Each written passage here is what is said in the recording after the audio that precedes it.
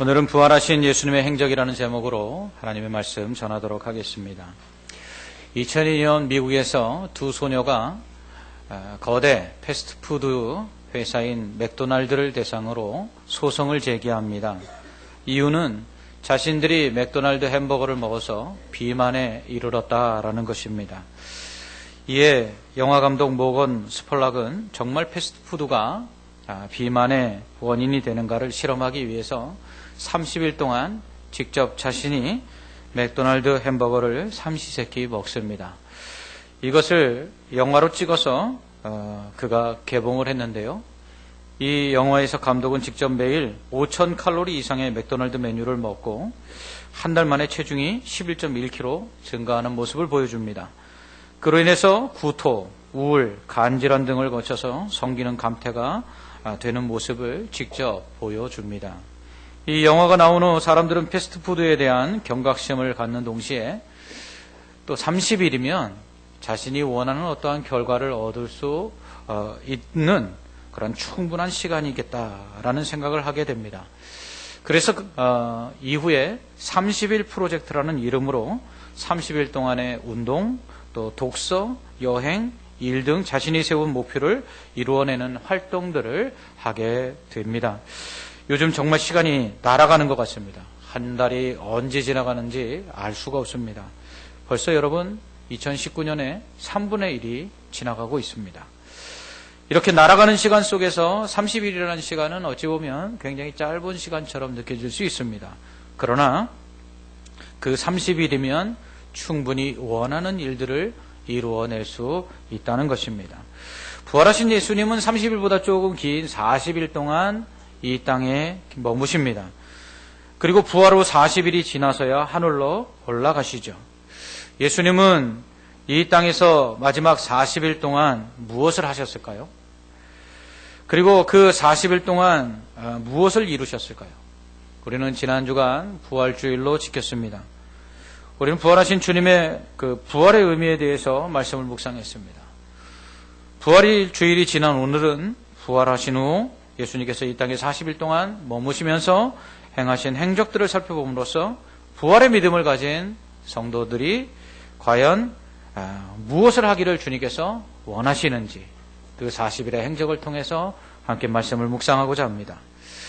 만약 여러분에게 40일이라는 시간이 주어진다면 여러분 무엇을 하시겠습니까? 여러분의 인생에 그것도 40일만 남아있다면 여러분 어떤 일을 하고자 원하십니까? 부활하신 예수님은 40일 동안 머무시다가 하늘로 올라가시죠. 승천하신 예수님은 지금 하나님 보좌 우편에 앉아 계십니다. 그래서 구원받은 자들을 위해서 중보하고 계시고요. 다시 마지막 날에 하나님으로부터 심판의 권세를 받아서 이 땅을 심판하러 오실 것입니다. 이렇게 부활하셔서 승천하신 예수님, 그리고 지금 하나님 보좌 우편에서 우리를 중보하시는 예수님은 다시 심판의 권세를 가지시고 이 땅에 재림하실 것입니다. 이렇게 예수님께서 부활하셔서 승천하시기 전 40일 동안 예수님은 왜 세상에 머무셨을까요? 그 세상에 머무시는 40일 동안 예수님은 무엇을 하셨을까요?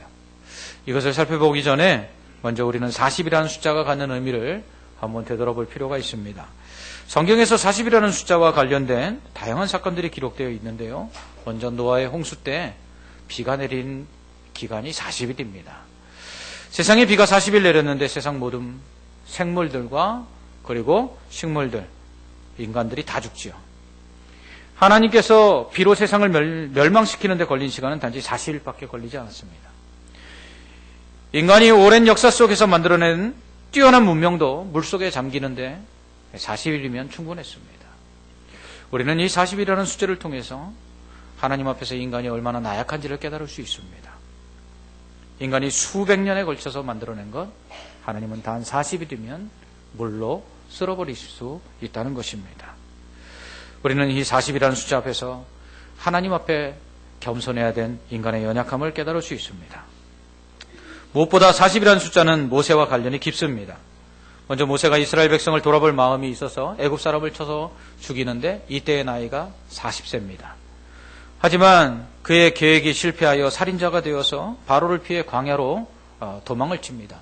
이때 이드로의 양을 치죠. 장인의 양을 치며 처가살이하는 기간이 40년입니다. 이렇게 80세가 된 모세를 하나님이 불러서 이스라엘 백성들을 애굽에서 인도해서 가나안 땅으로 이끌어 가게 하시는데 그가 광야에서 40년 동안 이스라엘 백성들을 인도해 냅니다.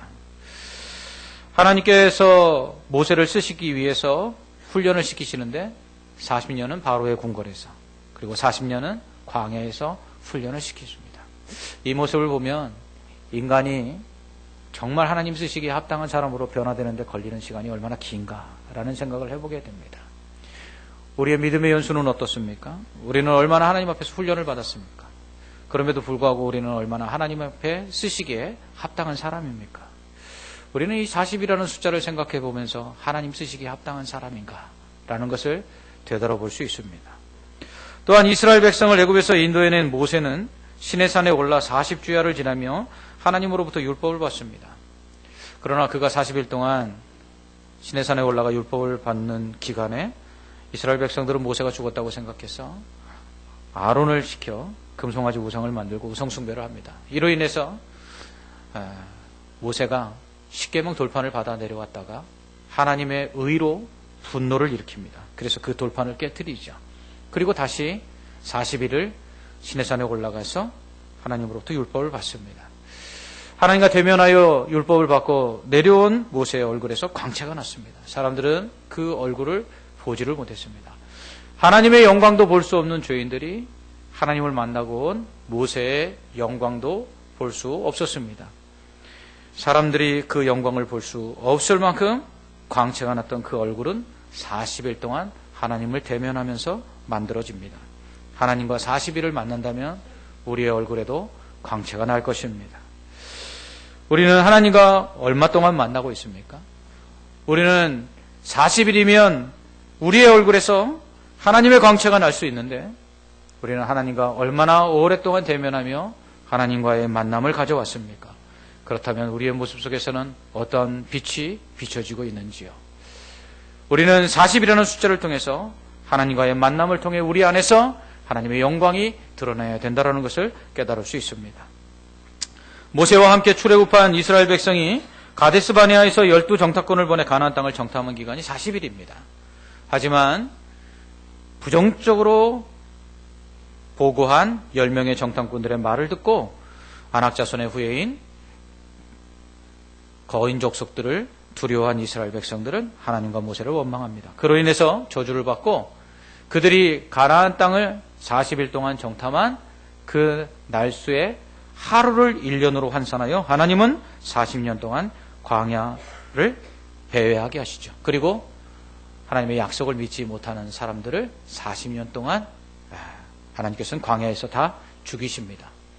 우리는 40이라는 숫자를 통해서 하나님의 약속을 믿지 못하는 자들이 받은 저주를 보게 됩니다. 우리의 광야와 같은 인생길에서 우리는 하나님의 약속들을 얼마나 바라보고 있습니까? 그 약속들을 얼마나 믿고 나아가고 있습니까? 우리는 이 광야 같은 인생 속에서 40이라는 숫자를 통해서 하나님의 약속을 얼마나 신실하게 바라보고 있는가를 돌아볼 수 있습니다. 하지만 비록 저주받은 40년의 광야 생활 동안 하나님은 그 백성들을 버리지 아니하십니다. 구름 기둥과 불 기둥으로 그들을 보호하시고 그들을 인도해 내십니다. 그리고 만나와 메추라기를 먹이시고 반석을 쳐서 물을 내어 마시게 하십니다. 그리고 그 의복이 헤어지지 않게 하시고 그 신발이 닳지 않게 하십니다. 비록 범죄하여 하나님께 저주받은 백성이지만 하나님께서는 그 백성들을 버리지 아니하시고 40년 동안 농사도 짓지 않고 옷도 만들지 않은 그들을 먹이시고 입히십니다. 우리는 이 40이라는 숫자를 통해서 우리가 때때로 하나님 앞에 범죄하고 하나님 앞에 순종하지 못할 때에도 하나님은 우리를 먹이시고 입히시는 신실하신 분이심을 기억해야 할 수 있습니다. 바알과 아세라 선지자 850명과 갈멜사산에서 대결하여 이긴 엘리야가 자신을 죽이려는 왕비 이세벨로 인해서 광야로 도망칩니다. 자그마한 로댓나무 밑에서 그가 하나님의 천사를 만났을 때 이렇게 말합니다. 지금 죽기 딱 좋은 때니 나를 죽여주십시오. 영화의 한 대사같이 엘리야가 읊습니다. 그런 엘리야에게 하나님께서는 천사를 통해 먹을 것을 주시고 40일 동안 밤낮 걸어 하나님이 명하신 호렙산에 이르게 하십니다. 그곳에서 하나님은 바위가 갈라지는 강한 바람으로도 또 큰 불로도 그리고 엄청난 지진 가운데서도 나타나지 아니하시고 세미한 소리 가운데 하나님의 뜻을 말씀하십니다. 호렙산에 이르기까지 40일 동안의 그 여정 동안 이 엘리야에게는 어떤 일이 일어났을까요? 죽기를 원했던, 낙심하였던 엘리야는 세미한 소리 가운데 말씀하시는 하나님의 음성을 듣는 영적 민감함을 얻게 됩니다. 우리는 때때로 실망하고 때때로 낙심하고 때때로 넘어지고 무너질 때가 있습니다. 그러할 때 하나님께서 우리에게 인내의 시간을 주시고 그 시간 동안 하나님이 원하시는 것을 향해서 나아갈 때 우리는 크신 역사를 이루지 않는다 할지라도 작은 소리로도 능히 우리에게 말씀하고 계시고 그리고 모든 것을 행하실 수 있는 하나님을 만날 수 있는 영적 민감함을 얻을 수가 있습니다. 우리는 얼마나 민감합니까? 얼마나 영적으로 민감하여서 하나님이 작은 소리에도 말씀하시는데 우리는 거기에 귀를 기울이고 그 음성에 반응하고 있습니까? 40일이라는 시간이면 우리는 세미한 소리로 말씀하시는 하나님의 음성도 들을 수 있는 영적 민감함을 얻을 수가 있습니다. 예수님께서 하나님 나라의 복음을 전파하시며 본격적으로 사역을 시작하시기 전에, 즉 공생애를 시작하시기 전에 40일 동안 강해에서 금식하십니다. 줄이신 후에 사탄에게 시험을 당하시죠. 하지만 기록된 말씀으로 모든 시험을 이기십니다. 40년 동안 이스라엘 백성들은 광야에서 지속적으로 먹을 것이 없다고 불평하며 그리고 하나님의 시험에 그들은 넘어졌습니다. 하지만 40일 동안 금식하신 주님, 이것은 40년의 이스라엘 백성의 광야 생활을 상징하는 것인데 예수님은 그 광야 속에서 줄이셨음에도 불구하고 사탄의 모든 시험을 말씀으로 이깁니다. 그렇습니다. 우리가 40일 하나님 앞에서 금식하며 우리가 줄인다 할지라도 우리의 영혼이 오직 강건하면 모든 사단의 시험을 이길 수가 있고 그리고 그 굶주림 가운데서도 세상의 떡이 아니라 하나님의 말씀으로 살아갈 수 있는 힘을 얻게 되는 것입니다. 무엇보다도 부활하신 예수님은 40일 동안 세상에 계시면서 자신의 부활을 증거하시고 나아가 승천하시기 전 모든 민족을 제자로 삼으라고 땅끝까지 이르러 내 증인이 되라고 제자들에게 명령하십니다. 예수님의 그 마지막 40일은 자신의 죽으심에서 부활하신 그 부활을 증명하는 시간이었습니다. 믿지 않는 제자들에게 예수님의 부활을 증거하시고 또 그 부활을 믿게 하신 후에 그들에게 주님에 대한 사랑을 회복하고 그 사명을 감당하며 나아가서 그 주님의 부활을 모든 민족에게 증거해서 모든 민족이 그 부활하신 예수님을 믿고 구원을 받고 세례를 받으며 주님의 제자가 되도록 만들라고 명령하십니다. 이것이 예수님께서 40일 동안 이 땅에 머무러 계시면서 하신 행적들입니다. 예수님이 이 땅에 오셔서 한 33년 동안 사셨어요. 30년은 아버지를 도와서 목수의 일을 하셨고요. 3년에는 공생애를 사시면서 하나님께서 맡기신 사명을 감당합니다. 천국 복음 증거하시고 그리고 많은 사람들에게 예수 그리스도의 복음을 증거하십니다. 그리고는 대속의 죽음을 십자가에서 죽으사 모든 죄인들의 죄를 속해 주신 후에 다시 장사된 지 3일 만에 부활하십니다. 그리고 믿는 자들에게 영생을 주시기 위한 부활의 첫 열매가 되시죠. 이렇게 부활하신 예수님께서는 먼저 무덤을 찾은 여인들에게 나타나십니다. 막달라 마리아와 다른 마리아라 하는 여인이 예수님의 무덤을 찾죠. 급하게 예수님의 시신을 장사했기 때문에 예수님의 시신에 향품을 바르기 위해서 향품을 들고 무덤을 향해 갑니다. 이 여인들에겐 걱정거리가 있었어요. 누가 이 무덤 문을, 큰 돌문을 굴려서 우리로 무덤에 들어갈 수 있게 해줄 것인가. 이렇게 무덤을 찾는 여인들은 그 무덤 앞에서 천사를 만나게 됩니다. 천사는 여인들에게 이렇게 말하죠. 어찌하여 산 자를 죽은 자 가운데서 찾느냐. 여기 계시지 않고 다시 살아나셨느니라. 아멘. 이에 깜짝 놀라 있는 여인들에게 부활하신 예수님 나타나십니다. 그리고 예수님께서 여인들에게 말씀하시죠. 내가 살아났다. 우리의 믿음은 어떻습니까? 죽은 무덤에 장사되어 무덤 문도 열지 못하시는 무능력한 주님을 믿고 있지는 않습니까? 아니면 지금 다시 살아나셔서 사망의 권세도 이기시고 그리고 전능하신 그 능력으로 죽은 자도 살리시는 그 주님을 믿고 있습니까? 우리의 믿음은 부활하사 지금도 살아계셔서 역사하시는 전능하신 주님을 믿는 살아있는 믿음이어야 합니다. 두 번째로 부활하신 예수님은 문을 잠그고 두려움 속에 떨고 있는 제자들에게 나타나십니다. 부활의 몸을 입으신 예수님은 시공간을 초월하십니다. 우리가 부활하여 입을 그 부활의 몸도 예수님의 부활의 몸과 같습니다. 먹고 마시며 만질 수 있지만 그러나 닫혀있는 것도 통과할 수 있고 한 공간에서 다른 공간으로 갑자기 사라질 수도 있는 시공간을 초월하는 영원히 썩지 않는 영생하는 부활의 몸을 우리가 입게 될 것입니다. 예수님은 그 몸을 가지고 예수님의 부활하심을 믿지 못하여 두려움 속에 문을 잠그고 떨고 있는 제자들에게 나타나시죠. 그리고 그들의 믿음 없음을 책망하십니다. 하지만 그 자리에 없었던 도마는 나중에 예수님의 제자들이 예수님 부활하셨다고 이야기할 때 믿지 못하고 이렇게 말합니다. 나는 보아야 믿을 수 있다. 내가 손으로 그 예수님의 못자국에 손을 대어 만져보고 예수님의 그 허리에 창자국에 손을 넣어봐야 나는 예수님의 부활을 믿을 수 있다. 이렇게 이야기합니다. 그런 도마에게 예수님 나타나셔서 말씀하십니다. 만져보라. 그리고서는 손에 못자국을 만지게 하시고 허리에 창자국에 손을 넣어 만지게 하십니다.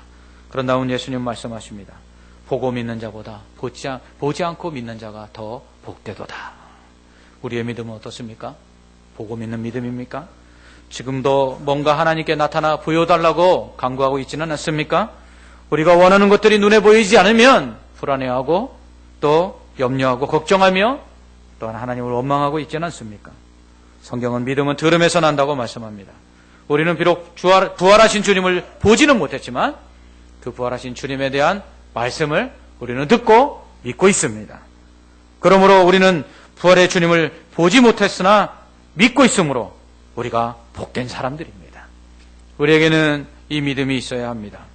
비록 눈에 보이는 것 아무것도 없다 할지라도 오직 주님의 부활하심을 증거하시는 그 말씀을 우리가 믿고 나아갈 때에 살아 계신 그 주님, 부활하신 주님은 우리에게 나타나 우리의 믿음대로 되어지는 놀라운 기적과 역사를 이루어질 줄 믿습니다.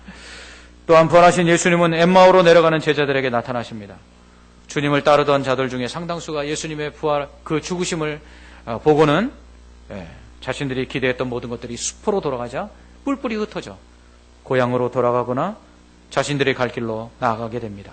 글로벌한 제자와 또 다른 한 제자 역시 실망하여 고향으로 돌아가던 중 엠마오라 하는 마을에 이르게 됩니다. 이때 길에서 예수님을 만나죠. 그러나 그들의 눈이 가리워져서 부활하신 예수님인 줄을 알지를 못합니다. 그런 그들에게 예수님께서는 이사야서에 기록된 말씀을 통해서 그들이 부활하신 예수님을 볼 수 있게 하십니다. 눈이 밝아져 나타나신 분이 부활하신 예수님인 줄 알게 된 사람들은 예수님께서 이사야서의 말씀을 자신들에게 가르쳐 주실 때 그 마음이 뜨겁지 아니하였느냐라고 말하면서 더 오던 길을 되돌아 다시금 예루살렘으로 돌아가게 됩니다. 여인들이 무덤에서 부활하신 예수님을 만났다고 했을 때에도 믿지 않았던 그들이지만 직접 그들이 부활하신 예수님을 만났을 때 그들은 예수님을 믿게 되었고 그 부활에 대하여 기록된 말씀들을 들을 때 그 마음이 뜨거워져 깨닫는 역사가 일어납니다.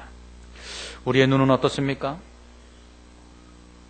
세상의 것들을 보는 데는 우리의 눈이 초점을 맞추고 크게 뜨고 있지만 부활하신 주님께서 우리에게 말씀하시는 그 말씀에 또 그 부활하신 주님을 바라보는 우리의 영적인 눈들은 얼마나 열려져 있습니까? 우리는 이 부활하신 주님을 볼 수 있어야 합니다.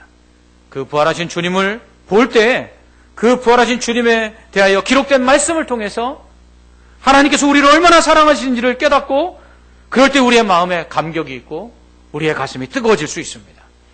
그럴 때 우리는 세상을 향해서 나아가던 발걸음을 돌려서 주님께서 진정 우리에게 가기를 원하시는 그 길로 돌이킬 수 있습니다. 엠마오가 아니라 예루살렘을 향해서 우리는 다시 나아갈 수 있습니다.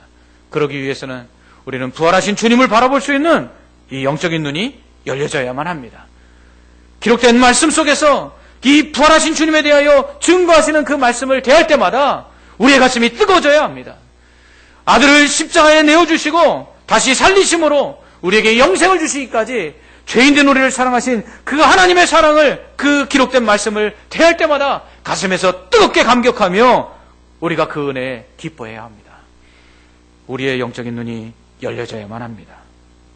프랑스 소설가 생케비치의 소설 코바디스에서 이런 장면이 나옵니다.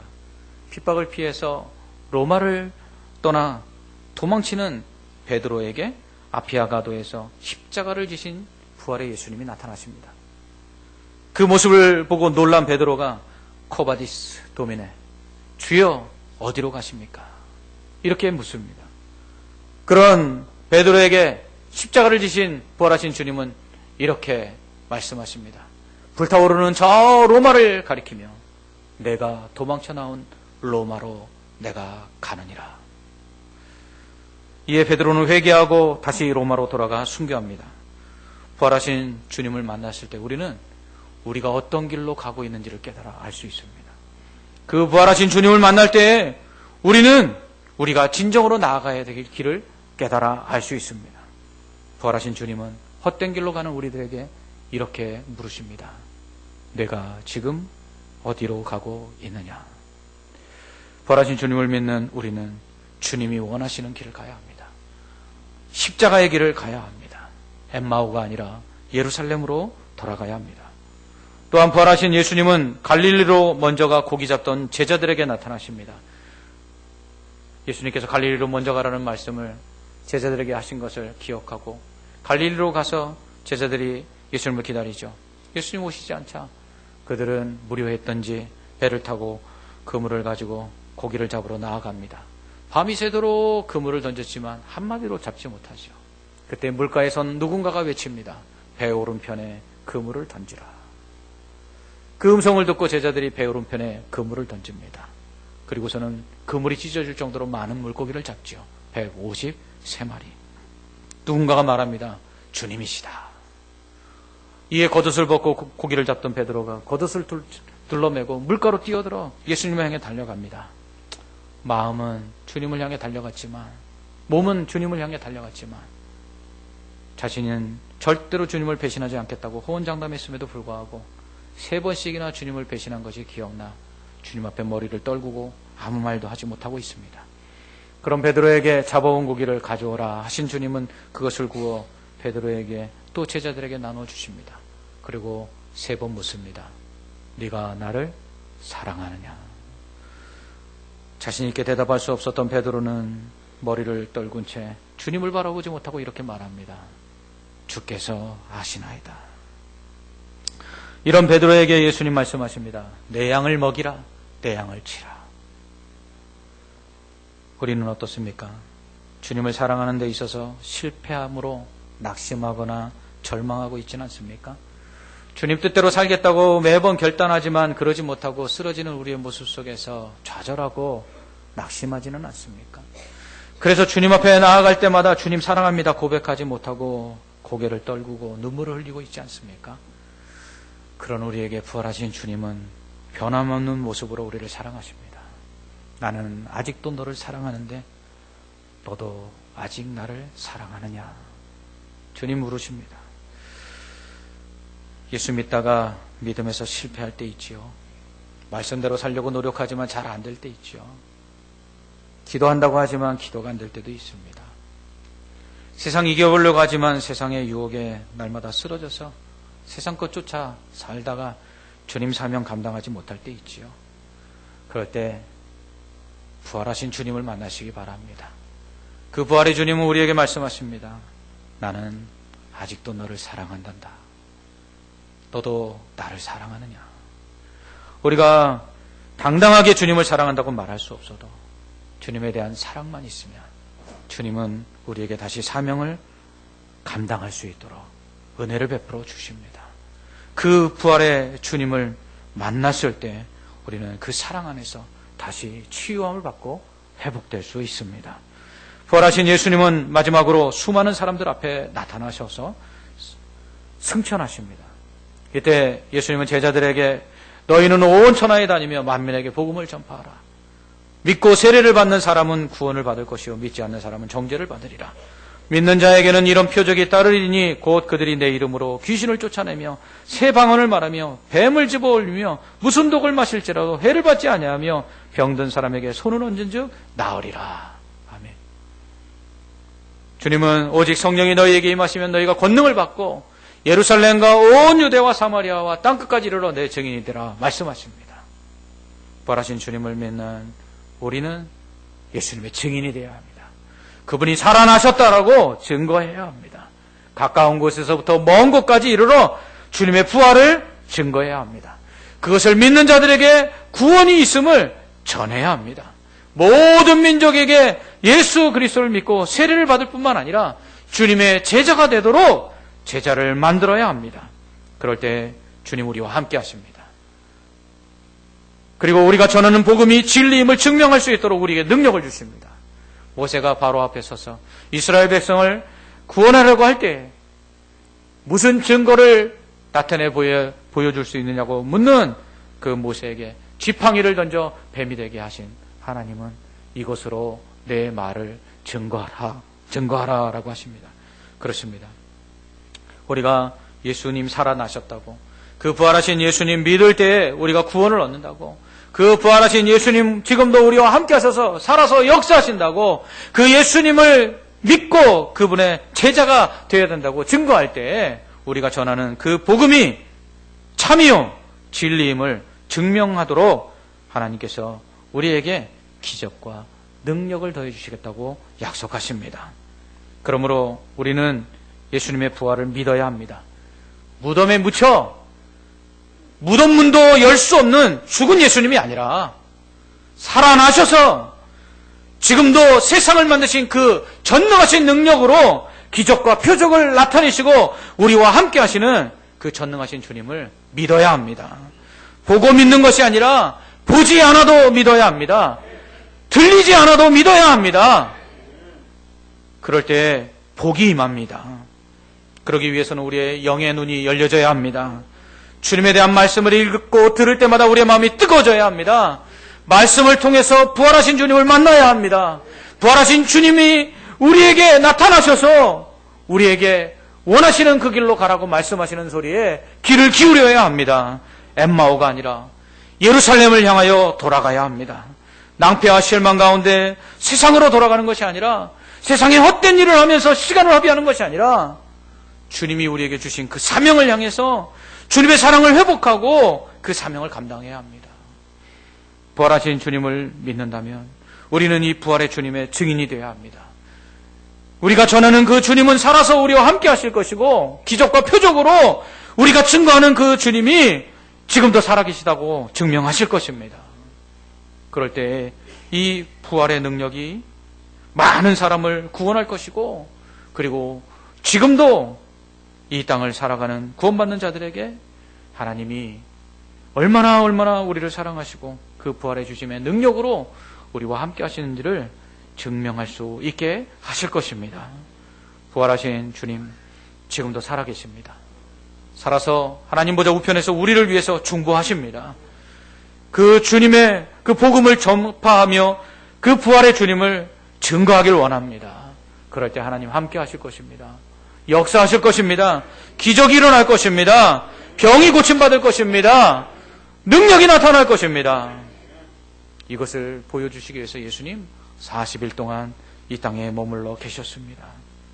그러므로 죽은 예수님이 아니라 살아계신 예수님을 믿으시기 바랍니다. 죽은 예수 믿는 죽은 믿음 아니라 살아서 전능하여 모든 것을 행하실 수 있는 살아계신 예수님을 믿는 산 믿음을 가지시기 바랍니다. 부활하신 그 주님 증거함으로 죽음 가운데 절망하고 고통받는 자들에게 생명이 있음을 전하고, 우리와 같이 예수 믿고 구원받아 그 능력의 주님으로 말미암아 이 땅을 살아가는 동안에 승리하며 기뻐할 수 있도록 하기 위해서 예수님의 증인 되시기 바랍니다. 그리고 그 주님의 증인으로 살아가는 우리들에게 오늘도 기적과 능력으로 그 살아계신 주님 함께 하실 줄 믿습니다. 주님은 다시 살아나셨고 지금도 우리와 함께 하십니다. 기도하겠습니다.